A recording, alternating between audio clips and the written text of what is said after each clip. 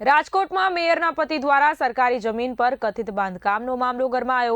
જિલ્લા કલેક્ટરનું નિવેદન સામે આવ્યું છે। જમીન વર્ષ 1997માં ડેપ્યુટી કલેક્ટર દ્વારા ખાલસા જાહેર કરવામાં આવી હતી। મેયરના પરિવારનો દાવો છે તેમના જમીન તેમના પૂર્વજોની છે, સાથે જ જમીન સૂચિત તરીકે ડેવલપ થયેલી બાંધકામ સૂચિત જમીનમાં હોય તો કાયદેસર અને વેલિડ પુરાવા રજૂ કરવા પડશે।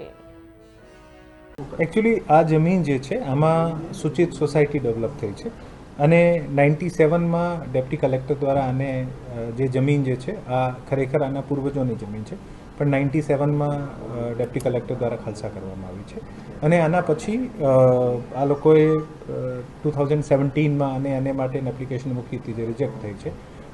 अपीलनी जे कामगीरी जे छे आ ऑफकोर्स पार्टी जे पण होय अने अपीलना तमाम माध्यम जे छे आ खुला होय छे, परंतु आपने खबर हशे कि 2017-18 पछी घणी बधी सोसायटी आना पहला आपणे सूचितमां डेवलप थई छे। आने माटे सरकार सूचित सोसायटीने नियमबद्ध करवानो एक कायदो पण लईने आवी छे।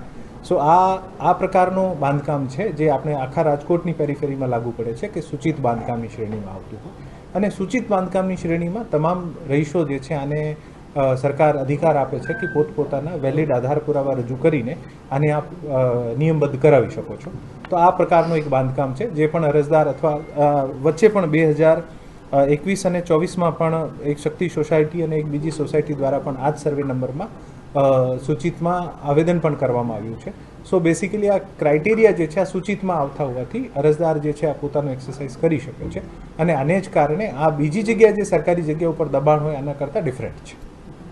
આમાં શ્રી સરકાર થઈ ગઈ છે તો પાછી તેમને નામે થઈ શકે ખરા? કારણ કે સરકારી ચોપડે શ્રી સરકાર થઈ ગઈ છે। સંભાવનાઓમાં કોઈ દિવસે કોઈ હું આપની સંભાવના ઉપર ટિપ્પણી નહીં કરી શકું, પણ એકચ્યુઅલી આ એક અપીલનો મેટર છે। આ લોકો અપીલ કરે ને અપીલ કર્યા પછી જે પણ આનો નિર્ણય આવે છે અને અપીલમાં શું નિર્ણય આવી શકે આને અગાઉમાં કોઈ 3 વખત અપીલ તેની ફગાવી દેવામાં આવી છે। આની અપીલ જે છે આ એને માટે કરવામાં આવી છે ને એનેની જે નહીં થયો હોય આને માટે અપીલ ફગાવી જે આને સરકાર દખલ કરી છે।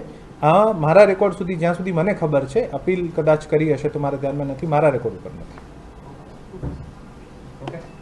Thank you.